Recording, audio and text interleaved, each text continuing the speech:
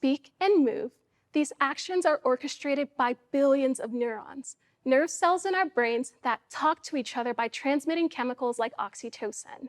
Oxytocin transmission is central to social and emotional behavior. So when something goes wrong, or less oxytocin is communicated from one neuron to the next, this can lead to social impairment disorders like anxiety and depression.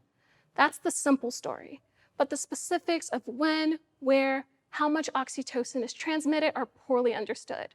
The challenge is, no tool can listen in on the oxytocin chatter between a single pair of neurons. So that's where I come in. I make sensors to interpret this oxytocin chatter using two things: single-walled carbon nanotubes, or SWENTs, and aptamers. SWENTs are 1 nanometer in width, meaning they're 100 times thinner than a single strand of hair, and at this tiny size, not only are they on the same size scale as neurons, they also have this property of fluorescence, meaning they give off unique light that we can detect.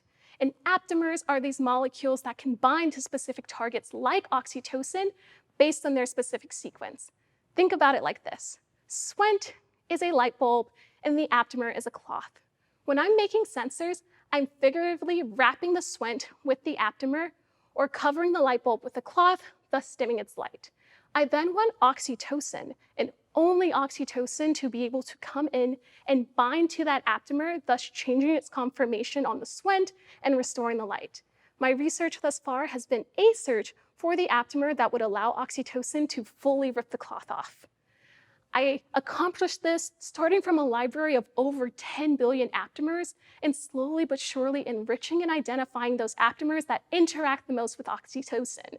I then make sensors from these aptamers and SWENT and test them for qualities like their structural stability over time, as well as how much they turn on in response to oxytocin relative to other neurochemicals.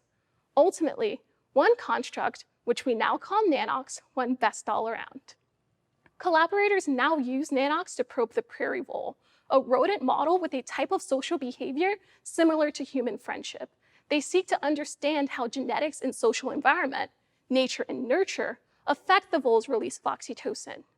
This work ultimately brings us one step closer to understanding neurochemistry and therefore its role in anxiety, depression, and other social impairment disorders.